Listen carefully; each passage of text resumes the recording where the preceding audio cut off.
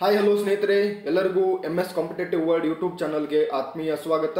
ಸ್ನೇಹಿತರೆ, ನಾವು ಇಂದಿನ ವಿಡಿಯೋದಲ್ಲಿ ದಿನಾಂಕ 10 ಮತ್ತು 11 ಜುಲೈ 2020 ಪ್ರಚಲಿತ ಘಟನೆಗಳ ಪ್ರಮುಖ ಪ್ರಶ್ನೋತ್ತರಗಳನ್ನು ಚರ್ಚಿಸೋಣ. ಈ ವಿಡಿಯೋವನ್ನು ಕೊನೆವರೆಗೂ ನೋಡಿ ಮತ್ತು ಕೊನೆಗೆ ಕೇಳುವ 2 ಪ್ರಶ್ನೆಗಳಿಗೆ ಮರೆಯದೆ ನಿಮ್ಮ ಆನ್ಸರ್ನ ಕಮೆಂಟ್ ಮಾಡಿ. ಹಾಗೆ ನಮ್ಮ ಈ ವಿಡಿಯೋ ನಿಮಗೆ ಲೈಕ್ ಆದರೆ ಒಂದು ಲೈಕ್ ಮಾಡಿ, ನಿಮ್ಮ ಸ್ನೇಹಿತರೊಡನೆ ಶೇರ್ ಮಾಡೋದ್ರ ಮೂಲಕ ನಮಗೆ ಸಪೋರ್ಟ್ ಮಾಡಿ. ಹಾಗೆ ನಮ್ಮ ಚಾನಲ್ಗೆ ನೀವು ಇದೇ ಮೊದಲ ಬಾರಿಗೆ ಭೇಟಿ ನೀಡುತ್ತಿದ್ದರೆ ಸಬ್ಸ್ಕ್ರೈಬ್ ಆಗಿ ಮತ್ತು ಪಕ್ಕದಲ್ಲಿರುವ ಬೆಲ್ ಐಕನ್ ಅನ್ನು ಪ್ರೆಸ್ ಮಾಡೋದ್ರ ಮೂಲಕ ನಮ್ಮ ಜೊತೆ ಸದಾ ನೋಟಿಫೈ ಆಗಿರಿ. ಹಾಗಿದ್ರೆ ಬನ್ನಿ ಸ್ನೇಹಿತರೆ, ಇಂದಿನ ವಿಡಿಯೋನ ಸ್ಟಾರ್ಟ್ ಮಾಡೋಣ. ನಮ್ಮ ಮೊದಲನೆಯ ಪ್ರಶ್ನೆ, ಎಪಿಸ್ಟಾರ್ 6D ಇದು ಯಾವ ದೇಶದ ಉಪಗ್ರಹವಾಗಿದೆ? ಇದಕ್ಕೆ ಸರಿಯಾದ ಉತ್ತರ ಆಪ್ಷನ್ 2 ಚೀನಾ. ಈ ಒಂದು ಎಪಿಸ್ಟಾರ್ 6D ಎನ್ನುವುದು ಚೀನಾ ದೇಶದ ಉಪಗ್ರಹವಾಗಿದೆ. ಇದರ ಬಗ್ಗೆ ಡೀಟೇಲ್ಸ್ ನೋಡೋದಾದರೆ, ಇತ್ತೀಚೆಗೆ ಕ್ಸಿಜಾಂಗ್ ಉಪಗ್ರಹ ಉಡಾವಣೆಯ ಕೇಂದ್ರದ ಲಾಂಚ್ ಪ್ಯಾಡ್ 3ರಿಂದ China great wall industries corporation, ಅಂದರೆ ಇದು ಚೀನಾ ಸರ್ಕಾರದ ವಾಣಿಜ್ಯ ಉಪಗ್ರಹ ಉಡಾವಣಾ ಸೇವೆಗಳನ್ನು ಒದಗಿಸುವ ಏಕೈಕ ವಾಣಿಜ್ಯ ಸಂಸ್ಥೆಯು 2020 ಜುಲೈ 9ರಂದು ಸಂವಹನ ಉಪಗ್ರಹವಾದಂಥ ಎಪಿಸ್ಟಾರ್ 6D ಯನ್ನು ಯಶಸ್ವಿಯಾಗಿ ಉಡಾವಣೆ ಮಾಡಿತು. ಇದು China academic of science technology ಅವರು ಈ ವಾಣಿಜ್ಯ ಉಪಗ್ರಹ ಎಪಿಸ್ಟಾರ್ 6D ಯನ್ನು ಅಭಿವೃದ್ಧಿಪಡಿಸಿದೆ. ಈ ಒಂದು ಚೀನಾ ಅಕಾಡೆಮಿಕ್ ಆಫ್ ಸ್ಪೇಸ್ ಟೆಕ್ನಾಲಜಿಯಿಂದ ಉಪಗ್ರಹ ಬ್ರಾಡ್ಬ್ಯಾಂಡ್ ದೂರಸಂಪರ್ಕ ಸೇವೆಗಳನ್ನು ಒದಗಿಸಲು APT ಮೊಬೈಲ್ ಸ್ಯಾಟ್ಕಾಮ್ ಲಿಮಿಟೆಡ್ ಅವರು ಇದನ್ನ ಖರೀದಿಸಿದರು. ಈ ಒಂದು ಎಪಿಸ್ಟಾರ್ 6D 2020ರಲ್ಲಿ ಚೀನಾ ಉಡಾವಣೆ ಮಾಡಿದ 18ನೇ ರಾಕೆಟ್ ಎಂದು ಗುರುತಿಸಲಾಗಿದೆ. ಒಂದು ಎಪಿಸ್ಟಾರ್ 6D ಇದರ ಜೀವಿತಾವಧಿಯು 15 ವರ್ಷಗಳಾಗಿದೆ. ಈ ಉಪಗ್ರಹದ ಉಡಾವಣಾ ದ್ರವ್ಯರಾಶಿ ಸುಮಾರು 5550 kg ಆಗಿತ್ತು. ಇದನ್ನು ಉಪಗ್ರಹವನ್ನು long march 3B carrier rocket ಉಡಾವಣೆ ಮಾಡಿತು ಮತ್ತು ಜಿಯೋ ಸಿಂಕ್ರೋನಸ್ ಕಕ್ಷೆಯಲ್ಲಿ 134 ಡಿಗ್ರಿಗಳಲ್ಲಿ ನಿಲ್ಲುತ್ತದೆ. ಇದು ಬಳಕೆದಾರರಿಗೆ ಉತ್ತಮ ಗುಣಮಟ್ಟದ ಧ್ವನಿ ಮತ್ತು ಬ್ರಾಡ್ಬ್ಯಾಂಡ್ ಡೇಟಾ ಸೇವೆಗಳನ್ನು ಒದಗಿಸಲು ಮತ್ತು ಇಂಡೋ ಪೆಸಿಫಿಕ್ ಪ್ರದೇಶದಲ್ಲಿನ ವಿಮಾನ ಮತ್ತು ಕಡಲ ಮಾರ್ಗಗಳನ್ನು ಒದಗಿಸಲು ಈ ಒಂದು ಎಪಿಸ್ಟಾರ್ 6D ಉಪಗ್ರಹವನ್ನು ಬಳಸಲಾಗುತ್ತದೆ. ಈ ಒಂದು ಎಪಿಸ್ಟಾರ್ 6D ಎಂಬುದು ಚೀನಾದ ಮೊದಲ ಜಾಗತಿಕ ಬ್ರಾಡ್ಬ್ಯಾಂಡ್ ಉಪಗ್ರಹ ಸಂವಹನ ವ್ಯವಸ್ಥೆಯ ಒಂದು ಭಾಗವಾಗಿದೆ. ಇತ್ತೀಚೆಗೆ ಯಾವ ದೇಶದ ಕಂಪನಿಯು ವಿಶ್ವದಲ್ಲೇ ಮೊದಲ ಮರುಬಳಕೆ ಮಾಡಬಹುದಾದಂತಹ PPE ಕಿಟ್ಗಳನ್ನು ಅಭಿವೃದ್ಧಿಪಡಿಸಿದೆ? ಇದಕ್ಕೆ ಸರಿಯಾದ ಉತ್ತರ ಆಪ್ಷನ್ 4 ಭಾರತ. ಭಾರತ ದೇಶದ ಒಂದು ಕಂಪನಿಯು ವಿಶ್ವದಲ್ಲೇ ಮೊದಲ ಬಾರಿಗೆ ಮರುಬಳಕೆ ಮಾಡಬಹುದಂತಹ PPE kit, personal protective equipment ಕಿಟ್ಗಳನ್ನು ಅಭಿವೃದ್ಧಿಪಡಿಸಿದ್ದಾರೆ. ಇದರ ಬಗ್ಗೆ ಡೀಟೇಲ್ಸ್ ನೋಡೋದಾದರೆ, ಇಂಡಿಯನ್ ಮ್ಯಾನುಫ್ಯಾಕ್ಚರಿಂಗ್ ಕಂಪನಿ ಆದಂತಹ ಲಾಯಲ್ ಟೆಕ್ಸ್ಟೈಲ್ ಮಿಲ್ಸ್ ಅವರು 2020 ಜುಲೈ 9ರಂದು ವಿಶ್ವದ ಮೊದಲ ಮರುಬಳಕೆ ಮಾಡಬಹುದಾದ ಪರ್ಸನಲ್ ಪ್ರೊಟೆಕ್ಟಿವ್ ಎಕ್ವಿಪ್ಮೆಂಟ್ ಕಿಟ್ಗಳನ್ನು ಅಭಿವೃದ್ಧಿಪಡಿಸಿದರು. ಈ ಮರುಬಳಕೆ ಮಾಡಬಹುದಾದ PPE ಕಿಟ್ಗಳ ಜೊತೆಗೆ ಮರುಬಳಕೆ ಮಾಡಬಹುದಾದ ಉಡುಪುಗಳು ಮತ್ತು ಶೂನ್ಯ ವೈರಸ್ ನುಗ್ಗುವಿಕೆಯೊಂದಿಗೆ ಮುಖವಾಡಗಳನ್ನು ಸಹ ಈ ಒಂದು ಲಾಯಲ್ ಟೆಕ್ಸ್ಟೈಲ್ ಮಿಲ್ಸ್ ಅವರು ಅನಾವರಣಗೊಳಿಸಿದರು.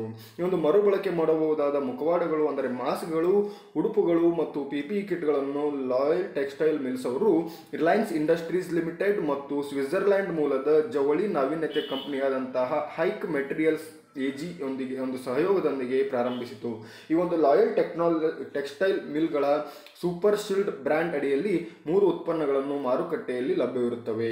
ಒಂದು ಲಾಯಲ್ ಟೆಕ್ಸ್ಟೈಲ್ ಮಿಲ್ಗಳ ಪ್ರಕಾರ ಮರುಬಳಕೆಗಾಗಿ ಉಡುಪುಗಳು ಮತ್ತು ಮುಖವಾಡಗಳನ್ನು 25 ಬಾರಿ ತೊಳೆಯಬಹುದು ಮತ್ತು PPE ಕಿಟ್ ಅನ್ನು ಮರುಬಳಕೆಗಾಗಿ 10 ಬಾರಿ ತೊಳೆಯಬಹುದು ಎಂದು ತಿಳಿಸಿದ್ದಾರೆ. ಬೋಯಿಂಗ್ ಕಂಪನಿಯು ಯಾವ ದೇಶದ ಏರೋಸ್ಪೇಸ್ ಕಂಪನಿಯಾಗಿದೆ? ಇದಕ್ಕೆ ಸರಿಯಾದ ಉತ್ತರ ಆಪ್ಷನ್ 1 ಯುನೈಟೆಡ್ ನೇಷನ್ಸ್. ಈ ಒಂದು ಬೋಯಿಂಗ್ ಎಂಬುದು ಯುನೈಟೆಡ್ ನೇಷನ್ಸ್ನ ಒಂದು ಏರೋಸ್ಪೇಸ್ ಕಂಪನಿಯಾಗಿದೆ. ಇದು ಇತ್ತೀಚೆಗೆ ಪ್ರಚಲಿತದಲ್ಲಿತ್ತು. ಇದರ ಬಗ್ಗೆ ಡೀಟೇಲ್ಸ್ ನೋಡೋದಾದರೆ, ಯುನೈಟೆಡ್ ಸ್ಟೇಟ್ಸ್ ಮೂಲದ ಬಹುರಾಷ್ಟ್ರೀಯ ಏರೋಸ್ಪೇಸ್ ಕಂಪನಿ ಆದಂತಹ ಬೋಯಿಂಗ್ 2020 ಜೂನ್ ತಿಂಗಳಲ್ಲಿ ಎಲ್ಲ 37 ಮಿಲಿಟರಿ ಹೆಲಿಕಾಪ್ಟರ್ ವಿತರಣೆಯನ್ನು ಪೂರ್ಣಗೊಳಿಸಿತು. ಇದನ್ನು ರಕ್ಷಣಾ ಸಚಿವಾಲಯವು 2015ರಲ್ಲಿ ಭಾರತೀಯ ಸಶಸ್ತ್ರ ಪಡೆಗಳಿಗೆ ಆದೇಶಿಸಿತ್ತು. ಇದನ್ನು ಜುಲೈ 10, 2020ರಂದು ಈ ಒಂದು ಬೋಯಿಂಗ್ ಅವರು ತಮ್ಮ ವೆಬ್ಸೈಟ್ನಲ್ಲಿ ಒಂದು ಸುದ್ದಿಯನ್ನು ಬಿಡುಗಡೆ ಹೇಳಿಕೆಯ ಮೂಲಕ ತಿಳಿಸಿದ್ದಾರೆ. ಈ 37 ಮಿಲಿಟರಿ ಹೆಲಿಕಾಪ್ಟರ್ಗಳಲ್ಲಿ 22 AH-64E ಅಪಾಚೆ ಹೆಲಿಕಾಪ್ಟರ್ ಮತ್ತು 15 CH-47-1 Chinook heavy lift helicopter ಆಗಿವೆ. ಅಂದರೆ 22 AH-64E ಮತ್ತು ಇನ್ನು ಉಳಿದ 15 ಈ ಒಂದು CH-47F ಚಿನೂಕ್ ಹೆವಿ ಲಿಫ್ಟ್ ಹೆಲಿಕಾಪ್ಟರ್ಗಳಾಗಿವೆ. ಈ ಒಂದು 22 ಅಪಾಚೆ ಹೆಲಿಕಾಪ್ಟರ್ಗಳಲ್ಲಿ ಕೊನೆಯ 5ಅನ್ನು 2020 ಜೂನ್ನಲ್ಲಿ ಹಿಂದಾನನ ವಾಯುಪಡೆಯ ನಿಲ್ದಾಣದಲ್ಲಿ ಭಾರತೀಯ ವಾಯುಪಡೆಗೆ ತಲುಪಿಸಲಾಗಿದ್ದು, ಚಿನೂಕ್ ಹೆಲಿಕಾಪ್ಟರ್ಗಳ ವಿತರಣೆಯು ಮಾರ್ಚ್ 2020ರಲ್ಲಿ ಪೂರ್ಣಗೊಂಡಿತೆಂದು ತಿಳಿಸಿದ್ದಾರೆ. ಕುಜೋ 11 ಅಥವಾ KZ-11 ಇದು ಯಾವ ದೇಶದ ರಾಕೆಟ್ ಆಗಿದೆ? ಇದಕ್ಕೆ ಸರಿಯಾದ ಉತ್ತರ ಆಪ್ಷನ್ 1 ಚೀನಾ. ಈ ಒಂದು QJ-11 ಎಂಬುದು ಚೀನಾ ದೇಶದ ರಾಕೆಟ್ ಆಗಿದೆ. ಇದರ ಬಗ್ಗೆ ಡೀಟೇಲ್ಸ್ ನೋಡೋದಾದರೆ 3 ವರ್ಷಗಳ ವಿಳಂಬದ ನಂತರ ಜುಲೈ 10, 2020ರಂದು ಚೀನಾದ ಘನ ಇಂಧನ ವಾಹಕ ರಾಕೆಟ್ ಆದಂತಹ QJ-11 ಅನ್ನು ತನ್ನ ಹಾರಾಟದ ಸಮಯದಲ್ಲಿ ವಿಫಲವಾಯಿತು. ಈ ಒಂದು QJ-11 ಅನ್ನು ಮೂಲತಃ 2018ರ ಮೊದಲಾರ್ಧದಲ್ಲಿ ಉಡಾವಣೆ ಮಾಡಲು ಯೋಜಿಸಲಾಗಿತ್ತು ಆದ್ದರಿಂದ 2020ರಲ್ಲಿ ಎಂಜಿನ್ ಪರೀಕ್ಷೆಯ ಸಮಯದಲ್ಲಿ ಸ್ಫೋಟದಿಂದಾಗಿ ಇದು ವಿಳಂಬವಾಯಿತು. ಇದನ್ನು ಇತ್ತೀಚೆಗೆ ಜ್ಯೂಕ್ವಾನ್ ಉಪಗ್ರಹ ಉಡಾವಣಾ ಕೇಂದ್ರದಿಂದ ಈ ಒಂದು ರಾಕೆಟ್ ಅನ್ನು ಉಡಾಯಿಸಲಾಯಿತು. ಈ ಒಂದು ಕ್ವಿಜೋ ಎಂದರೆ ಚೀನಾದ ಮ್ಯಾಂಡ್ರಿನ್ ಭಾಷೆಯಲ್ಲಿ ಫಾಸ್ಟ್ ಶಿಪ್ ಎಂದು ಅರ್ಥವಾಗಿದೆ. ಒಂದು ಕ್ವಿಜೋ ಕಡಿಮೆ ವೆಚ್ಚದ ಘನ ಇಂಧನ ವಾಹಕ ರಾಕೆಟ್ ಆಗಿದ್ದು, ಕಡಿಮೆ ಭೂಮಿ ಮತ್ತು ಸೂರ್ಯ ಸಿಂಕ್ರೋನಸ್ ಕಕ್ಷೆಯಲ್ಲಿ ಉಪಗ್ರಹಗಳನ್ನು ಉಡಾಯಿಸಲು ವಿನ್ಯಾಸಗೊಳಿಸಲಾಗಿದೆ. ಒಂದು QJ-11 2020ರಲ್ಲಿ ಚೀನಾ ಉಡಾವಣೆ ಮಾಡಿದ 19ನೇ ರಾಕೆಟ್ ಆಗಿದೆ. ಹಿಂದಿನ ಪ್ರಶ್ನೆಯಲ್ಲಿ 18ನೇ ರಾಕೆಟ್ ಎಪಿಸ್ಟಾರ್ ಅಂತ ಒಂದು ಎಪಿಸ್ಟಾರ್ 6D ಅನ್ನೋದಾಗಿತ್ತು. ಇದು 19ನೇ ರಾಕೆಟ್ ಆಗಿತ್ತು ಮತ್ತು ಈ ಒಂದು ವರ್ಷದಲ್ಲಿ ಚೀನಾ ಉಡಾವಣೆ ಮಾಡಿದ 19 ಉಪಗ್ರಹಗಳಲ್ಲಿ ಈ ಒಂದು QJ-11 ವಿಫಲವಾದ 3ನೇ ರಾಕೆಟ್ ಆಗಿದೆ. ಇನ್ನು 2 ಯಾವೆಂದರೆ ಮಾರ್ಚ್ 2020ರಲ್ಲಿ ಉಡಾಯಿಸಿದಂತಹ ಲಾಂಗ್ ಮಾರ್ಚ್ 7A ಮತ್ತು ಏಪ್ರಿಲ್ 2020ರಲ್ಲಿ ಉಡಾಯಿಸಿದಂತಹ ಲಾಂಗ್ ಮಾರ್ಚ್ 3B ಎರಡೂ ಕೂಡ ವಿಫಲವಾಗಿದ್ದವು. ಅದರ ಜೊತೆ ಈ ಒಂದು QJ-11 ಎಂಬುದು 3ನೇ ವಿಫಲವಾದ ರಾಕೆಟ್ ಆಗಿದೆ. ರಾಷ್ಟ್ರೀಯ ಮೀನು ಉತ್ಪಾದಕರ ದಿನವನ್ನು ಯಾವ ದಿನ ಆಚರಿಸಲಾಗುತ್ತದೆ? ಇದಕ್ಕೆ ಸರಿಯಾದ ಉತ್ತರ ಆಪ್ಷನ್ 2 ಜುಲೈ 10ರಂದು. ಈ ಒಂದು ರಾಷ್ಟ್ರೀಯ ಮೀನು ಉತ್ಪಾದಕರ ದಿನ ಅಥವಾ ನ್ಯಾಷನಲ್ ಫಿಶ್ ಫಾರ್ಮರ್ಸ್ ಡೇ ಅನ್ನು ಜುಲೈ 10ರಂದು ಆಚರಿಸಲಾಗುತ್ತದೆ. ಇದರ ಬಗ್ಗೆ ಡೀಟೇಲ್ಸ್ ನೋಡೋದಾದರೆ ಭಾರತ ಸರ್ಕಾರ 2001ರಲ್ಲಿ ಜುಲೈ 10ಅನ್ನು ಪ್ರತಿ ವರ್ಷ ರಾಷ್ಟ್ರೀಯ ಮೀನು ಉತ್ಪಾದಕ ದಿನ ಅಥವಾ ರಾಷ್ಟ್ರೀಯ ಮೀನು ರೈತ ದಿನ ಎಂದು ಆಚರಿಸುವುದಾಗಿ ಘೋಷಿಸಿತು. ಈ ದಿನವನ್ನು ಆಚರಿಸುವ ಉಪಕ್ರಮವನ್ನು ಮೊದಲು ಮುಂಬೈನ ಕೇಂದ್ರ ಮೀನುಗಾರಿಕೆ ಶಿಕ್ಷಣ ಸಂಸ್ಥೆ ತೆಗೆದುಕೊಂಡಿತ್ತು. ಈ ಒಂದು ವಿಶ್ವಸಂಸ್ಥೆಯ ಆಹಾರ ಮತ್ತು ಕೃಷಿ ಸಂಸ್ಥೆಯ ಗ್ಲೋಬ್ ಫಿಶ್ನ ಮಾಹಿತಿಯ ಪ್ರಕಾರ ಡಿಸೆಂಬರ್ 2019ರಲ್ಲಿ ಭಾರತವು ವಿಶ್ವದ 2ನೇ ಅತಿ ದೊಡ್ಡ ಜಲಚರಗಳ ಉತ್ಪಾದಕ ಅಲ್ಲದೆ ಭಾರತವು ವಿಶ್ವದ 3ನೇ ಅತಿ ದೊಡ್ಡ ಮೀನು ಉತ್ಪಾದಿಸುವ ದೇಶವಾಗಿದೆ ಎಂದು ತಿಳಿಸಿದ್ದರು. ಹಾಗಾದರೆ ಸ್ನೇಹಿತರೆ, ವಿಶ್ವದ ಒಂದು ಅತಿ ಹೆಚ್ಚು ಮೀನು ಉತ್ಪಾದಿಸುವ ದೇಶ ಯಾವುದೆಂದು ನಮಗೆ ಕಮೆಂಟ್ ಮಾಡೋದರ ಮೂಲಕ ನೀವು ತಿಳಿಸಿ. ಹಾಗೆ ಈ ಒಂದು ಜುಲೈ 10ಅನ್ನು ರಾಷ್ಟ್ರೀಯ ಮೀನು ರೈತ ದಿನವನ್ನಾಗಿ ಆಚರಿಸಲು ಕಾರಣವೇನೆಂದರೆ ಒಡಿಸ್ಸಾದ ಅಂಗುಲ್ ಜಿಲ್ಲೆಯಲ್ಲಿ ಜುಲೈ 10, 1957ರಂದು ಈ ಒಂದು ಹೈಫೋಫೈಸೇಷನ್ ವಿಧಾನದಿಂದ ಮೀನುಗಳ ಸಂತಾನೋತ್ಪತ್ತಿಯಲ್ಲಿ ಇಬ್ಬರು ವಿಜ್ಞಾನಿಗಳಾದಂತಹ ಪ್ರೊಫೆಸರ್ ಡಾಕ್ಟರ್ ಹೀಲಾಲಾಲ್ ಚೌಧರಿ ಮತ್ತು ಡಾಕ್ಟರ್ KH ಹಲಿಕುನಿ ಅವರ ಯಶಸ್ಸಿನ ನೆನಪಿಗಾಗಿ ಈ ದಿನವನ್ನು ಜುಲೈ 10ಅನ್ನು ರಾಷ್ಟ್ರೀಯ ಮೀನು ಉತ್ಪಾದಕರ ದಿನ ಎಂದು ಆಚರಿಸಲಾಗುತ್ತದೆ. ಮತ್ತು ಮುಂದೆ ಅವರು ಈ ಪ್ರಕ್ರಿಯೆಯನ್ನು 3 ಭಾರತೀಯ ಪ್ರಮುಖ ಕಾರ್ಪ್ಗಳಲ್ಲಿ ಕ್ಯಾಟ್ಲಾ, ರೋಹು ಮತ್ತು ಮ್ರಿಗಲ್ ಜಾತಿಯ ಮೀನುಗಳ ಮೇಲೆ ಪ್ರದರ್ಶಿಸಿದರು. ಆದ್ದರಿಂದ ಈ ಮೀನುಗಳಲ್ಲಿ ಪ್ರಚೋದಿತ ಸಂತಾನೋತ್ಪತ್ತಿ ತಂತ್ರಜ್ಞಾನವು ಭಾರತದ ಇಡೀ ಮೀನು ಸಂಸ್ಕೃತಿ ಕ್ಷೇತ್ರದಲ್ಲಿ ಒಂದು ಮಹತ್ವದ ಪ್ರಗತಿಯಾಗಿದೆ. ಮಂಗೋಲಿಯನ್ ಖಂಜೂರ್ ಹಸ್ತಪ್ರತಿಗಳ ಮೊದಲ 5 ಮರುಮುದ್ರಿತ ಸಂಪುಟಗಳನ್ನು ಯಾವ ಕೇಂದ್ರ ಸಚಿವಾಲಯ ಬಿಡುಗಡೆ ಮಾಡಿದೆ? ಇದಕ್ಕೆ ಸರಿಯಾದ ಉತ್ತರ ಆಪ್ಷನ್ 1 ಕೇಂದ್ರ ಸಾಂಸ್ಕೃತಿಕ ಸಚಿವಾಲಯ. ಇದರ ಬಗ್ಗೆ ಡೀಟೇಲ್ಸ್ ನೋಡೋದಾದರೆ ನ್ಯಾಷನಲ್ ಮಿಷನ್ ಫಾರ್ ಹಸ್ತಪ್ರತಿಗಳು ಅಂದರೆ ನ್ಯಾಷನಲ್ ಮಿಷನ್ ಫಾರ್ ಮ್ಯಾನ್ಯುಸ್ಕ್ರಿಪ್ಟ್ಸ್ ಇದರ ಅಡಿಯಲ್ಲಿ ಸಾಂಸ್ಕೃತಿಕ ಸಚಿವಾಲಯವು ಮ್ಯಾಂಗೋಲಿಯನ್ ಕಂಜೂರ್ನ 108 ಸಂಪುಟಗಳನ್ನು ಮರುಮುದ್ರಿಸುವ ಯೋಜನೆಯನ್ನು ಕೈಗೆತ್ತಿಕೊಂಡಿದೆ. 2020 ಜುಲೈ 4ರಂದು ಗುರುಪೂರ್ಣಿಮಾದಂದು ಮೊದಲ 5 ಹಸ್ತಪ್ರತಿಗಳ ಗುಂಪನ್ನು ಭಾರತದ ರಾಷ್ಟ್ರಪತಿ ಶ್ರೀ ರಾಮನಾಥ್ ಕೋವಿಂದ್ ಅವರಿಗೆ ನೀಡಲಾಯಿತು. ಮಂಗೋಲಿಯನ್ ಕಂಜೂರ್ ಬಗ್ಗೆ ಡೀಟೇಲ್ಸ್ ನೋಡೋದಾದ್ರೆ 108 ಸಂಪುಟಗಳಲ್ಲಿ ಬುದ್ಧಿಸ್ಟ್ ಅಂಗೀಕೃತ ಪಠ್ಯವು ಮಂಗೋಲಿಯಾದ ಪ್ರಮುಖ ಧಾರ್ಮಿಕ ಪಠ್ಯವಾಗಿದೆ. ಕಂಜೂರ್ ಎಂದರೆ ಸಂಕ್ಷಿಪ್ತ ಆದೇಶಗಳು. ಇವು ಭಗವಾನ್ ಬುದ್ಧನ ಮಾತುಗಳಾಗಿವೆ. ಮಂಗೋಲಿಯನ್ ಕಂಜೂರ್ ಮಂಗೋಲಿಯಾಕ್ಕೆ ಸಾಂಸ್ಕೃತಿಕ ಗುರುತನ್ನು ಒದಗಿಸುವ ಮೂಲವಾಗಿದೆ. 108 ಸಂಪುಟಗಳಲ್ಲಿ ಮಂಗೋಲಿಯನ್ ಕಂಜೂರ್ ಅನ್ನು 1970ರ ದಶಕದಲ್ಲಿ ಭಾರತದಲ್ಲಿ ಪ್ರೊಫೆಸರ್ ಲೋಕೇಶ್ ಚಂದ್ರ ಇವರು ರಾಜ್ಯಸಭೆಯ ಮಾಜಿ ಸಂಸದರಾದಂಥ ಇವರು ಪ್ರಕಟಿಸಿದ್ದರು. ಇದು ಪ್ರಸ್ತುತ ಆವೃತ್ತಿಯನ್ನು ನ್ಯಾಷನಲ್ ಮಿಷನ್ ಫಾರ್ ಮ್ಯಾನುಸ್ಕ್ರಿಪ್ಟ್ಸ್ ಪ್ರಕಟಿಸುತ್ತಿದೆ.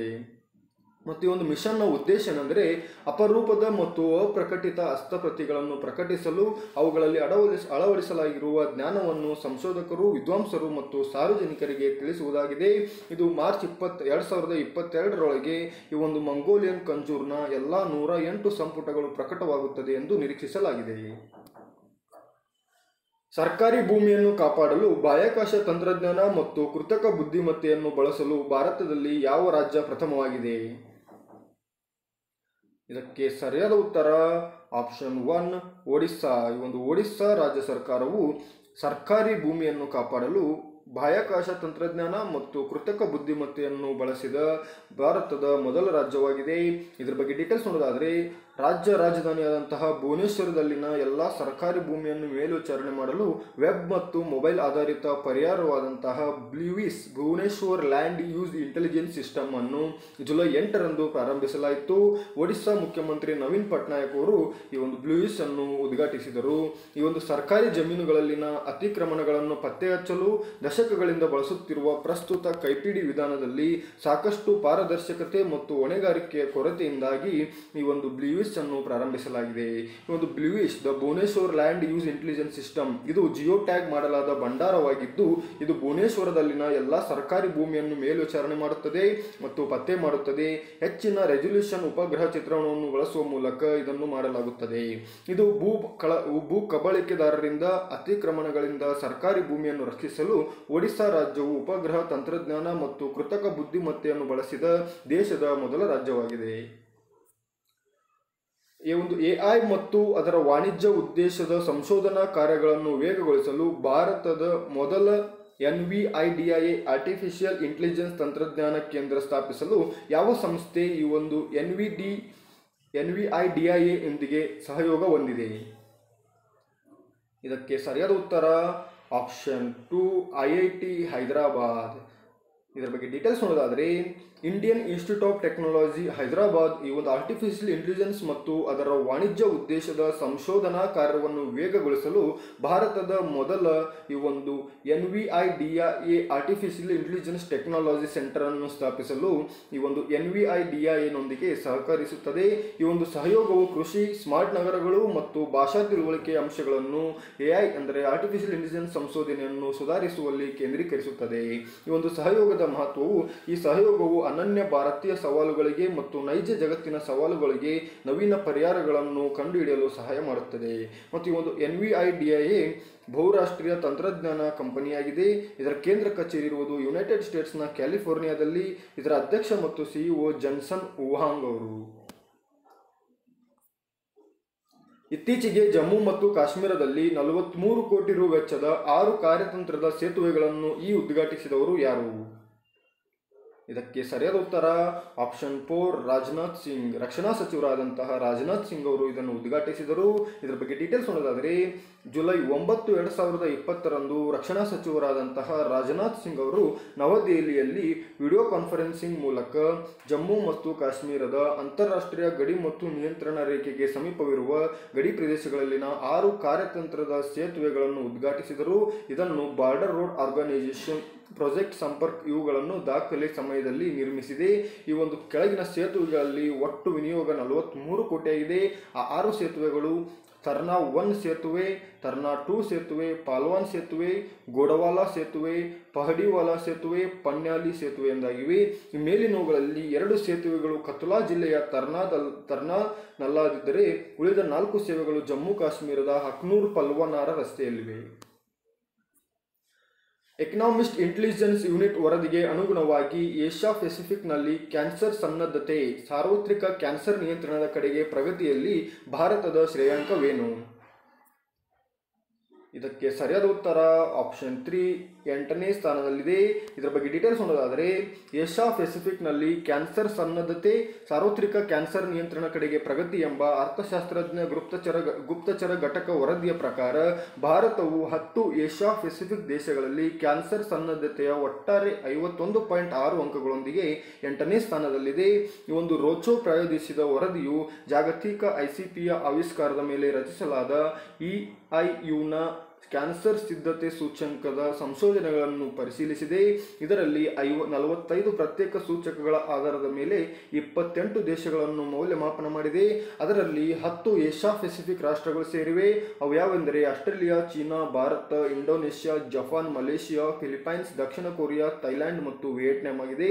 ಈ ಒಂದು ಸೂಚ್ಯಂಕದಲ್ಲಿ 1ನೇ ಸ್ಥಾನದಲ್ಲಿ ಆಸ್ಟ್ರೇಲಿಯಾ, 2ನೇ ಸ್ಥಾನದಲ್ಲಿ ಸೌತ್ ಕೊರಿಯಾ, 3ನೇ ಸ್ಥಾನದಲ್ಲಿ ಮಲೇಷಿಯಾ ಇದೆ ಮತ್ತು 8ನೇ ಸ್ಥಾನದಲ್ಲಿ ನಮ್ಮ ಭಾರತ ಇದೆ. ರಿಸರ್ವ್ ಬ್ಯಾಂಕ್ ಆಫ್ ಇಂಡಿಯಾ ಅಂಕಿಅಂಶಗಳ ಪ್ರಕಾರ 2020-21ರ ಆರ್ಥಿಕ ವರ್ಷದಲ್ಲಿ ರು 30,500 ಕೋಟಿ ಸಂಗ್ರಹದೊಂದಿಗೆ ಭಾರತದ ರಾಜ್ಯಗಳಲ್ಲಿ ಮಾರುಕಟ್ಟೆ ಸಾಲದಲ್ಲಿ ಯಾವ ರಾಜ್ಯವು ಅಗ್ರಸ್ಥಾನದಲ್ಲಿದೆ? ಇದಕ್ಕೆ ಸರಿಯಾದ ಉತ್ತರ ಆಪ್ಷನ್ 2 ತಮಿಳುನಾಡು. ಇದರ ಬಗ್ಗೆ ಡೀಟೇಲ್ಸ್ ನೋಡೋದಾದರೆ ಜುಲೈ 9, 2020ರಂದು ರಿಸರ್ವ್ ಬ್ಯಾಂಕ್ ಆಫ್ ಇಂಡಿಯಾ ಅಂಕಿಅಂಶಗಳ ಪ್ರಕಾರ 2020-21ರ ಆರ್ಥಿಕ ವರ್ಷದಲ್ಲಿ 30,500 ಕೋಟಿ ರು ಸಂಗ್ರಹದೊಂದಿಗೆ ತಮಿಳುನಾಡು ಭಾರತದ ರಾಜ್ಯಗಳಲ್ಲಿ ಮಾರುಕಟ್ಟೆ ಸಾಲದಲ್ಲಿ ಅಗ್ರಸ್ಥಾನದಲ್ಲಿದೆ. ಇದು ಬಾಂಡ್ ವಿತರಣೆಯ ಮೂಲಕ ಅಥವಾ ರಾಜ್ಯ ಅಭಿವೃದ್ಧಿ ಸಾಲ ಎಂದು ಕರೆಯಲ್ಪಡುವ ಈ ಒಂದು ಬಾಂಡ್ ವಿತರಣೆಯ ತಮಿಳುನಾಡು 17% ಸಾಲವನ್ನು ಹೊಂದಿದೆ ಮತ್ತು ಮಹಾರಾಷ್ಟ್ರ 2ನೇ ಸ್ಥಾನದಲ್ಲಿ ಅಂದರೆ 25,500 ಕೋಟಿ, ಆಂಧ್ರ ಪ್ರದೇಶ ಮತ್ತು ರಾಜಸ್ಥಾನ 17,000 ಕೋಟಿ ಮೂಲಕ ನಂತರದ ಅಂದರೆ 3ನೇ ಸ್ಥಾನದಲ್ಲಿವೆ. ಇತ್ತೀಚೆಗೆ ಸುದ್ದಿಯಲ್ಲಿದ್ದ ರನಿಮಾ ಎಲ್ ವಿಲೇಲಿ ಯಾವ ಕ್ರೀಡೆಗೆ ಸಂಬಂಧಿಸಿದವರು? ಇದಕ್ಕೆ ಸರಿಯಾದ ಉತ್ತರ ಆಪ್ಷನ್ 1 ಸ್ಕ್ವಾಷ್. ಇವರು ಇತ್ತೀಚೆಗೆ ಒಂದು ನಿವೃತ್ತಿಯನ್ನು ಘೋಷಿಸಿದ್ದಾರೆ. ಇವರ ಬಗ್ಗೆ ಡೀಟೇಲ್ಸ್ ನೋಡೋದಾದರೆ 31 ವರ್ಷದ ಈಜಿಪ್ಟ್ನ ಸ್ಕ್ವಾಷ್ ಆಟಗಾರ್ತಿ ಮತ್ತು ವಿಶ್ವದ ಅಗ್ರ ಶ್ರೇಯಾಂಕಿತ ಮಹಿಳಾ ಸ್ಕ್ವಾಷ್ ಆಟಗಾರ್ತಿಯಾದಂತಹ ನೀಮ್ ಎಲ್ ವೆಲಿಲಿ ಅವರು ತಮ್ಮ 18 ವರ್ಷಗಳ ಕ್ರೀಡಾ ವೃತ್ತಿ ಜೀವನವನ್ನು ಕೊನೆಗೊಳಿಸುವ ಒಂದು ನಿವೃತ್ತಿಯನ್ನು ಘೋಷಿಸಿದರು. ವೆಲಿಲಿ ಅವರ ನಿವೃತ್ತಿಯ ನಂತರ ಈಜಿಪ್ಟ್ನ ನೌರನ್ ಗೋಹರ್ ಅವರು ನಂಬರ್ 1 ಶ್ರೇಯಾಂಕವನ್ನು ಪಡೆದಿದ್ದಾರೆ. ಒಂದು ರನಿಮೆಲ್ ವೆಲಿಲಿ 2015ರಲ್ಲಿ ಅಗ್ರ ಶ್ರೇಯಾಂಕದ ಸ್ಕ್ವಾಷ್ ಆಟಗಾರ್ತಿಯಾದರು ಮತ್ತು ಯಾವುದೇ ಕ್ರೀಡೆಯಲ್ಲಿ ವಿಶ್ವದ ಅಗ್ರ ಶ್ರೇಯಾಂಕವನ್ನು ಗಳಿಸಿದ 1ನೇ ಅರಬ್ ಮಹಿಳೆ ಎಂಬ ಹೆಗ್ಗಳಿಕೆಗೆ ಪಾತ್ರರಾಗಿದ್ದರು. ಇವರು 2017ರಲ್ಲಿ ತಮ್ಮ ಮೊದಲ ಪ್ರೊಫೆಷನಲ್ ಸ್ಕ್ವಾಷ್ ಅಸೋಸಿಯೇಷನ್ ವಿಶ್ವ ಚಾಂಪಿಯನ್ಶಿಪ್ ಗೆದ್ದರು ಮತ್ತು 2018ರಲ್ಲಿ ಕೂಡ ಈ ಚಾಂಪಿಯನ್ಸ್ ಅನ್ನು ಗೆದ್ದಿದ್ದರು. ಈ ಒಂದು ಭಾರತೀಯರಲ್ಲಿ ಜೋಶ್ನಾ ಚಿನ್ನಪ್ಪ ಅವರು ವಿಶ್ವದ ಟಾಪ್ 10 ಶ್ರೇಯಾಂಕವನ್ನು ಪ್ರವೇಶಿಸಿದ್ದಾರೆ. ಅದು ಇವರ ನಿವೃತ್ತಿಯ ನಂತರ ಒಂದು ಜೋಶ್ನಾ ಚಿನ್ನಪ್ಪ ಅವರು ಈ ಒಂದು ಪ್ರೊಫೆಷನಲ್ ಸ್ಕ್ವಾಷ್ ಅಸೋಸಿಯೇಷನ್ನ ವಿಶ್ವ ಶ್ರೇಯಾಂಕದಲ್ಲಿ ಅಗ್ರ 10 ಸ್ಥಾನಗಳನ್ನು ಪ್ರವೇಶಿಸಿದ್ದಾರೆ. ಇವರು ಮೊದಲ ಬಾರಿಗೆ 2016ರಲ್ಲಿ ಟಾಪ್ 10 ಪಟ್ಟಿಗೆ ಪ್ರವೇಶಿಸಿದ್ದರು. ಈ ಒಂದು ಅಗ್ರ ಶ್ರೇಯಾಂಕ 10ರ ಶ್ರೇಯಾಂಕವನ್ನು ಪ್ರವೇಶಿಸಿದ ಭಾರತದ ಇತರ ಮಹಿಳಾ ಸ್ಕ್ವಾಷ್ ಆಟಗಾರ್ತಿ ಅಂದರೆ ದೀಪಿಕಾ ಪಲ್ಲಿಕಲ್ ಅವರು. ಮತ್ತು ಇದರಲ್ಲಿ ಗಮನಿಸಬೇಕಾದ ವಿಷಯವೆಂದರೆ ಸೌರವ್ ಘೋಷಲ್ ಇವರು ಭಾರತದ ಉನ್ನತ ಪುರುಷ ಸ್ಕ್ವಾಷ್ ಆಟಗಾರರಾಗಿದ್ದಾರೆ. ಇತ್ತೀಚಿನ ವೃತ್ತಿಪರ ಸ್ಕ್ವಾಷ್ ಅಸೋಸಿಯೇಷನ್ ಶ್ರೇಯಾಂಕದಲ್ಲಿ 13ನೇ ಸ್ಥಾನದಲ್ಲಿ ಉಳಿದಿದ್ದಾರೆ. ಎನ್ವಿರಾನ್ಮೆಂಟಲ್ ಗ್ರೂಪ್ಸ್ ಅನ್ನು ಜುಲೈ 9ರಂದು ಆನ್ಲೈನ್ ಟೂಲ್ ಅನ್ನು ಬಿಡುಗಡೆ ಮಾಡಿತ್ತು. ಅದರ ಪ್ರಕಾರ 2020ರ ಮೊದಲಾರ್ಧದಲ್ಲಿ ವಾಯು ಮಾಲಿನ್ಯದಿಂದ ಹೆಚ್ಚು ಆರ್ಥಿಕ ಪರಿಣಾಮವನ್ನು ಭಾರತೀಯ ಯಾವ ನಗರ ಹೊಂದಿದೆ? ಇದಕ್ಕೆ ಸರಿಯಾದ ಉತ್ತರ ಆಪ್ಷನ್ 4 ಯಾವುದೂ ಅಲ್ಲ.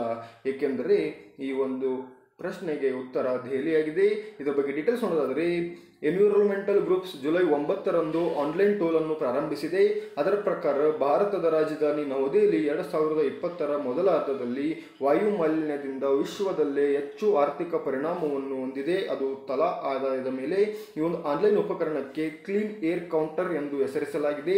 ಈ ಒಂದು ವಾಯು ಮಾಲಿನ್ಯದಿಂದ ಉಂಟಾಗುವ ಆರೋಗ್ಯದ ಪರಿಣಾಮವನ್ನು ಅಂದಾಜು ಮಾಡಲು ಈ ಒಂದು ಕ್ಲೀನ್ ಏರ್ ಕೌಂಟರ್ ಉಪಕರಣವು ಗ್ಲೋಬಲ್ ಬರ್ಡನ್ ಆಫ್ ಡಿಸೀಸ್ ನ ಸಾಂಕ್ರಾಮಿಕ ರೋಗಶಾಸ್ತ್ರೀಯ ವೀಕ್ಷಣಾ ಅಧ್ಯಯನದಲ್ಲಿ ನಿರೂಪಿಸಲಾದ ಮಾದರಿಗಳನ್ನು ಬಳಸುತ್ತದೆ. ಇದು ಜಾಗತಿಕ ಪರಿಸರ ಸಂಸ್ಥೆ green piece centre for research on energy and clean air ನ ಫಿನ್ಲ್ಯಾಂಡ್ನ ಹೆಲ್ಸಿಂಕಿಯ ಪ್ರಧಾನ ಕಚೇರಿ ಹೊಂದಿರುವ ಈ ಒಂದು research on energy and clean air ಮತ್ತು IQAir ವಿಜುವಲ್ ಪ್ರಾದೇಶಿಕ ಆಗ್ನೇಯ ಏಷ್ಯಾ ಕಚೇರಿಯ ಸಂಯೋಜಿತ ಪ್ರಯತ್ನದಡಿಯಲ್ಲಿ ಈ ಉಪಕರಣವನ್ನು ಪ್ರಾರಂಭಿಸಲಾಯಿತು. ಈ ಒಂದು ಕ್ಲೀನ್ ಏರ್ ಕೌಂಟರ್ ಟೂಲ್ ವಿಶ್ವದ 28 ಪ್ರಮುಖ ನಗರಗಳಲ್ಲಿ ಹೊಗೆ ಮಾಲಿನ್ಯವನ್ನು ಅಳತೆ ಮಾಡಿತು. ಈ ಒಂದು 28 ನಗರಗಳಲ್ಲಿ ವಾಯು ಮಾಲಿನ್ಯದಿಂದಾಗಿ ಚೀನಾದ ಶಂಘೈ ಅತಿ ಹೆಚ್ಚು 27,000 ಸಾವುಗಳನ್ನು ದಾಖಲಿಸಿದೆ. ನಂತರದ ಸ್ಥಾನದಲ್ಲಿ ನವದೆಹಲಿ 25,000 ಮತ್ತು ಮೂರನೇ ಸ್ಥಾನದಲ್ಲಿ ಚೀನಾದ ರಾಜಧಾನಿಯಾದಂತಹ ಬೀಜಿಂಗ್ 22,000 ಸಾವುಗಳನ್ನು ಹೊಂದಿದೆ. ಈ ಒಂದು ತಲಾ ಆದಾಯದ ಮೇಲೆ ನವದೆಹಲಿ ಹೆಚ್ಚು ಆರ್ಥಿಕ ಪರಿಣಾಮವನ್ನು ಅನುಭವಿಸಿದೆ. ವಾಯು ಮಾಲಿನ್ಯದಿಂದಾಗಿ ನವದೆಹಲಿಯ ವಾರ್ಷಿಕ GDPಯು 5.8% ನಷ್ಟವಾಗಿದೆ ಮತ್ತು ವಾರ್ಷಿಕ GDP ನಷ್ಟದ ದೃಷ್ಟಿಯಿಂದ ಬೀಜಿಂಗ್ ಮತ್ತು ಮುಂಬೈ ಕ್ರಮವಾಗಿ 2 ಮತ್ತು 3ನೇ ಸ್ಥಾನದಲ್ಲಿವೆ. ಯಾವ ರಾಜ್ಯ ಸರ್ಕಾರ ಸ್ಟಾರ್ಟ್ಅಪ್ ಫಂಡ್ ಅನ್ನು ಪ್ರಾರಂಭಿಸಿದೆ? ಇದಕ್ಕೆ ಸರಿಯಾದ ಉತ್ತರ ಆಪ್ಷನ್ 4 ಉತ್ತರ ಪ್ರದೇಶ್. ಈ ಒಂದು ಸ್ಟಾರ್ಟ್ಅಪ್ ಫಂಡ್ ಅನ್ನು ಉತ್ತರ ಪ್ರದೇಶ ರಾಜ್ಯ ಸರ್ಕಾರವು ಪ್ರಾರಂಭಿಸಿದೆ. ಇದರ ಬಗ್ಗೆ ಡೀಟೇಲ್ಸ್ ನೋಡೋದಾದರೆ ಒಂದು ಸ್ಟಾರ್ಟ್ಅಪ್ ಫಂಡ್ 2020ರ ಮೇ 20ರಂದು ಉತ್ತರ ಪ್ರದೇಶ ಮುಖ್ಯಮಂತ್ರಿ ಯೋಗಿ ಆದಿತ್ಯನಾಥ್ ಅವರು ಉತ್ತರ ಪ್ರದೇಶದ ಸ್ಟಾರ್ಟ್ಅಪ್ ಫಂಡ್ ಅನ್ನು ಪ್ರಾರಂಭಿಸಿದ್ದರು. ಈ ಒಂದು ಸ್ಟಾರ್ಟ್ಅಪ್ ಫಂಡ್ ಅನ್ನು small industries development bank of India ಅವರು ನಿರ್ವಹಿಸುತ್ತಾರೆ. ಒಂದು ಸ್ಟಾರ್ಟ್ಅಪ್ಗಳಿಗೆ ರಾಜ್ಯವನ್ನು ಹೆಚ್ಚು ಅನುಕೂಲವಾಗಿಸಲು ಉತ್ತರ ಪ್ರದೇಶ ಸರ್ಕಾರದ ರಾಜ್ಯ ಕ್ಯಾಬಿನೆಟ್ 2020ರ ಜುಲೈ 8ರಂದು ಸ್ವತಂತ್ರ ಮತ್ತು ಸಮಗ್ರವಾದ ಸ್ಟಾರ್ಟ್ಅಪ್ ಪಾಲಿಸಿ 2020ಕ್ಕೆ ಅನುಮೋದನೆ ನೀಡಿದೆ. ಒಂದು ಸ್ಟಾರ್ಟ್ಅಪ್ ಪಾಲಿಸಿ 2020ರವರೆಗೆ ಉತ್ತರ ಪ್ರದೇಶವು ರಾಜ್ಯದಲ್ಲಿ ಸ್ಟಾರ್ಟ್ಅಪ್ಗಳಿಗಾಗಿ ಸ್ವತಂತ್ರ ಮತ್ತು ಸಮಗ್ರ ನೀತಿಯನ್ನು ಹೊಂದಿರಲಿಲ್ಲ. ಆದ ಕಾರಣ ಈ ಒಂದು ಸ್ಟಾರ್ಟ್ಅಪ್ಗಳಿಗಾಗಿ ನೀತಿಯನ್ನು ಉತ್ತರ ಪ್ರದೇಶದ ಮಾಹಿತಿ ತಂತ್ರಜ್ಞಾನ ಮತ್ತು ಸ್ಟಾರ್ಟ್ಅಪ್ ಪಾಲಿಸಿ 2017ರ ಅಡಿ ನಿಯಂತ್ರಿಸಲಾಯಿತು. ಇದನ್ನು ಉತ್ತರ ಪ್ರದೇಶ ಸ್ಟಾರ್ಟ್ಅಪ್ ಪಾಲಿಸಿಯನ್ನು 2018ರಲ್ಲಿ ನೀತಿ ಆಯೋಗ ಅವರ ಸಹಾಯದಿಂದ ರಾಜ್ಯ ಸರ್ಕಾರ ಸಿದ್ಧಪಡಿಸಿತು. ಈ ನೀತಿಗೆ 2020ರ ಜುಲೈ 8ರಂದು ರಾಜ್ಯ ಸಚಿವ ಸಂಪುಟ ಅನುಮೋದನೆ ದೊರೆತಿದೆ. ಅಮೆಜೋನಿಯಾ 1 ಇದು ಯಾವ ದೇಶದ ಉಪಗ್ರಹವಾಗಿದೆ? ಇದಕ್ಕೆ ಸರಿಯಾದ ಉತ್ತರ ಆಪ್ಷನ್ 2 ಬ್ರೆಜಿಲ್. ಇದರ ಬಗ್ಗೆ ಡೀಟೇಲ್ಸ್ ನೋಡೋದಾದರೆ ಬ್ರೆಜಿಲ್ ಸಂಪೂರ್ಣವಾಗಿ ಅಭಿವೃದ್ಧಿಪಡಿಸಿದ ಮೊದಲ ಭೂ ವೀಕ್ಷಣಾ ಉಪಗ್ರಹವನ್ನು ಭಾರತೀಯ ಬಾಹ್ಯಾಕಾಶ ಸಂಶೋಧನಾ ಸಂಸ್ಥೆ ಇಸ್ರೋ ಅವರು ಉಡಾಯಿಸಲಿದ್ದಾರೆ. ಈ ಉಪಗ್ರಹವನ್ನು ಅಮೆಜೋನಿಯಾ 1 ಎಂಬ ಹೆಸರಿನಿಂದ ಕರೆಯಲಾಗುತ್ತದೆ. ಈ ಒಂದು ಅಮೆಜೋನಿಯಾ 1ರ ನಿಖರ ಉಡಾವಣಾ ದಿನಾಂಕವನ್ನು ಇಸ್ರೋ ಇನ್ನೂ ದೃಢೀಕರಿಸಿಲ್ಲ. ಆದರೆ ಮಾಧ್ಯಮಗಳ ವರದಿಯ ಪ್ರಕಾರ ಉಡಾವಣೆಯು ಮುಂದಿನ ತಿಂಗಳು ಅಂದರೆ ಆಗಸ್ಟ್ ತಿಂಗಳಲ್ಲಿ ನಡೆಯಲಿದೆ ಎಂದು ತಿಳಿಸಿದ್ದಾರೆ. ಮತ್ತು ಜನವರಿ 25, 2004ರಂದು ಭಾರತ ಮತ್ತು ಬ್ರೆಜಿಲ್ ನಡುವಿನ ಬಾಹ್ಯಾಕಾಶ ಕ್ಷೇತ್ರದಲ್ಲಿ ಸಹಕಾರಕ್ಕಾಗಿ ಒಂದು ಒಪ್ಪಂದಕ್ಕೆ ಸಹಿ ಹಾಕಲಾಯಿತು. ಆ ಒಪ್ಪಂದದ ಭಾಗವಾಗಿ ಇಸ್ರೋ ಬ್ರೆಜಿಲಿಯನ್ ಬಾಹ್ಯಾಕಾಶ ಸಂಸ್ಥೆಯ ಸೂಕ್ಷ್ಮ ಉಪಗ್ರಹವನ್ನು ಉಡಾವಣೆ ಮಾಡಲಿದೆ. ಈ ಒಂದು ಮೈಕ್ರೋ ಸ್ಯಾಟಲೈಟ್ ಒಪ್ಪಂದದ ಪ್ರಕಾರ ವಾತಾವರಣದ ಅಧ್ಯಯನಕ್ಕಾಗಿ ಇರುತ್ತದೆ. ಒಂದು ಅಮೆಜೋನಿಯಾ 1 ಇದು ಮೂಲತಃ 2018ರಲ್ಲಿ AEB ಅಂದರೆ ಒಂದು ಬ್ರೆಜಿಲಿಯನ್ ಬಾಹ್ಯಾಕಾಶ ಸಂಸ್ಥೆ ಮುಖ್ಯ ಉಪಗ್ರಹ ಉಡಾವಣಾ ವಾಹನ VLS-1 ಬಿಡುಗಡೆ ಮಾಡಲು ನಿರ್ಧರಿಸಲಾಗಿತ್ತು. ಆದರೆ ತಾಂತ್ರಿಕ ಕಾರಣಗಳಿಂದಾಗಿ VLS-1 ರೊಂದಿಗಿನ ಉಡಾವಣೆಯನ್ನು ರದ್ದುಪಡಿಸಲಾಗಿತ್ತು. ಒಂದು ಅಮೆಜೋನಿಯಾ 1 ಅನ್ನು ಆಂಧ್ರಪ್ರದೇಶದ ಶ್ರೀಹರಿಕೋಟದ ಸತೀಶ್ ಧವನ್ ಬಾಹ್ಯಾಕಾಶ ಕೇಂದ್ರದಿಂದ PSLVಯ ಪೇಲೋಡ್ ಆಗಿ ಬಿಡುಗಡೆ ಮಾಡಲಾಗುವುದು. ಈ ಒಂದು ಅಮೆಜೋನಿಯಾ 1 AEB ಇಂದ ಸಂಪೂರ್ಣವಾಗಿ ವಿನ್ಯಾಸಗೊಳಿಸಲ್ಪಟ್ಟ, ಸಂಯೋಜಿಸಲ್ಪಟ್ಟ ಮತ್ತು ಪರೀಕ್ಷಿಸಲ್ಪಟ್ಟ ಮೊದಲ ಉಪಗ್ರಹವಾಗಿದೆ. ಈ ಉಡಾವಣೆಯ ನಂತರ ಉಪಗ್ರಹವು ಬ್ರೆಜಿಲ್ನಿಂದ ಸಂಪೂರ್ಣವಾಗಿ ಕಾರ್ಯನಿರ್ವಹಿಸುವ ಮೊದಲ ಉಪಗ್ರಹವಾಗಲಿದೆ. WMO ವರ್ಲ್ಡ್ ಮೆಟ್ರಲಾಜಿಕಲ್ ಆರ್ಗನೈಸೇಷನ್ ಪ್ರಕಾರ ಸರಾಸರಿ ಜಾಗತಿಕ ತಾಪಮಾನವು ಮುಂದಿನ 5 ವರ್ಷಗಳಲ್ಲಿ ಎಷ್ಟು ಡಿಗ್ರಿ ಸೆಲ್ಸಿಯಸ್ ಏರಿಕೆಯಾಗಬಹುದು?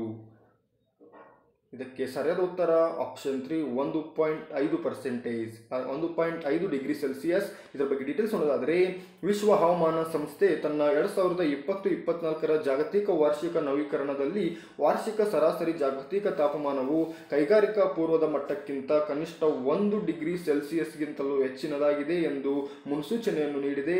ಮುಂಬರುವ 5 ವರ್ಷಗಳಲ್ಲಿ ಅಂದರೆ 2020-24 ಮತ್ತು ಕನಿಷ್ಠ 1 ವರ್ಷದಲ್ಲಿ ಇದು 1.5 ಡಿಗ್ರಿ ಸೆಲ್ಸಿಯಸ್ ಅಥವಾ 2.7 ಫ್ಯಾರನ್ಹೀಟ್ ಮೀರುವ 20% ಅವಕಾಶವಿದೆ ಎಂದು ತಿಳಿಸಿದ್ದಾರೆ. ಒಟ್ಟಾರೆಯಾಗಿ ಇದು 0.91 ರಿಂದ 1.59 ಡಿಗ್ರಿ ಸೆಲ್ಸಿಯಸ್ ವ್ಯಾಪ್ತಿಯಲ್ಲಿ ಇರುವ ಸಾಧ್ಯತೆ ಇದೆ ಎಂದು ತಿಳಿಸಿದ್ದಾರೆ. ಈ ಒಂದು 2015ರ ಪ್ಯಾರಿಸ್ ಒಪ್ಪಂದದ ಪ್ರಕಾರ ಜಾಗತಿಕ ತಾಪಮಾನ ಏರಿಕೆಯನ್ನು ಮಿತಿಗೊಳಿಸಲು ಪ್ರಯತ್ನಿಸಲು ಈ ಒಂದು ದೇಶಗಳು ಒಪ್ಪಿಕೊಂಡ ಮಟ್ಟ ಅಂದರೆ 1.5 ಡಿಗ್ರಿ ಸೆಲ್ಸಿಯಸ್ಗೆ. ಈ ಒಪ್ಪಂದವು ಜಾಗತಿಕ ತಾಪಮಾನವನ್ನು 2 ಡಿಗ್ರಿ ಸೆಲ್ಸಿಯಸ್ಗಿಂತ ಅಂದರೆ 3.6 ಫ್ಯಾರನ್ಹೀಟ್ಗಿಂತ ಕಡಿಮೆ ಇರಿಸಲು ಗುರಿಯನ್ನು ಹೊಂದಿತ್ತೆ. ಅದರ ಪ್ರಕಾರ ಇದು 1.5 ಡಿಗ್ರಿ ಸೆಲ್ಸಿಯಸ್ ಅನ್ನು ಮೀರಿಲ್ಲ. ಓಕೆ ಸ್ನೇಹಿತರೆ, ಇಂದಿನ 2 ಪ್ರಶ್ನೆಗಳಿಗೆ ನಿಮ್ಮ ಆನ್ಸರ್ನ ಚೆಕ್ ಮಾಡ್ಕೊಳ್ಳಿ. DRDOನ ಅಧ್ಯಕ್ಷರು ಡಾಕ್ಟರ್ ಜಿ ಸತೀಶ್ ರೆಡ್ಡಿ ಅವರು ಮತ್ತು ಇಸ್ರೋ ಸ್ಥಾಪನೆಯಾದ ವರ್ಷ 1969. ಹಾಗೆ ಸ್ನೇಹಿತರೆ, ಮರೆಯದೆ ಇಂದಿನ 2 ಪ್ರಶ್ನೆಗಳಿಗೆ ನಿಮ್ಮ ಆನ್ಸರ್ನ ಕಮೆಂಟ್ ಮಾಡಿ. ನಾವು 2 ಪ್ರಶ್ನೆಗಳನ್ನ ಕೇಳೋ ಇಂಟೆನ್ಷನ್ ಏನೆಂದರೆ, ನಾವು ಕೆಲವಷ್ಟು ಪ್ರಶ್ನೆಗಳಿಗೆ ನಾವು ಉತ್ತರ ಮತ್ತು ವಿವರಣೆ ಸಮೇತ ನೀಡಿರ್ತೇವೆ. ನೀವು 2 ಪ್ರಶ್ನೆಗಳಿಗೆ ನೀವು ಸರ್ಚ್ ಮಾಡಿ ಅಥವಾ ನಿಮಗೆ ಗೊತ್ತಿದ್ದರೆ ಈ 2 ಪ್ರಶ್ನೆಗಳಿಗೆ ನೀವು ಕಮೆಂಟ್ ಮಾಡಿ. ಮೊದಲನೇ ಪ್ರಶ್ನೆ, ಮಟ್ಟಲಾ ರಾಜಪಕ್ಷ ಅಂತಾರಾಷ್ಟ್ರೀಯ ವಿಮಾನ ನಿಲ್ದಾಣ ಯಾವ ದೇಶದಲ್ಲಿದೆ? ಎರಡನೇ ಪ್ರಶ್ನೆ, ನೌದಾನ್ ಪೊಲೀಸ್ ಠಾಣೆ ಯಾವ ರಾಜ್ಯದಲ್ಲಿದೆ? ಓಕೆ ಸ್ನೇಹಿತರೆ, ಹಾಗಿದ್ರೆ ಇಂದಿಗೆ ಇಷ್ಟಿರಲಿ. ಮತ್ತೆ ಮುಂದಿನ ವಿಡಿಯೋಲಿ ಭೇಟಿಯಾಗೋಣ. ನಮ್ಮ ಈ ವಿಡಿಯೋ ನಿಮಗೆ ಲೈಕ್ ಆಗಿದೆ ಅನ್ಕೊಂತೀನಿ. ಒಂದು ಲೈಕ್ ಮಾಡಿ, ನಿಮ್ಮ ಸ್ನೇಹಿತರೊಡನೆ ಶೇರ್ ಮಾಡೋದ್ರ ಮೂಲಕ ನಮಗೆ ಸಪೋರ್ಟ್ ಮಾಡಿ. ಹಾಗೆ ನಮ್ಮ ಚಾನಲ್ಗೆ ನೀವು ಇನ್ನೂ ಸಬ್ಸ್ಕ್ರೈಬ್ ಆಗಿಲ್ಲದೆ ಇರುವುದಲ್ಲಿ ಸಬ್ಸ್ಕ್ರೈಬ್ ಆಗಿ ಮತ್ತು ಪಕ್ಕದಲ್ಲಿರುವ ಬೆಲ್ ಐಕನ್ ಅನ್ನು ಪ್ರೆಸ್ ಮಾಡೋದ್ರ ಮೂಲಕ ನಮ್ಮ ಜೊತೆ ಸದಾ ನೋಟಿಫೈ ಆಗಿರಿ. Thank you.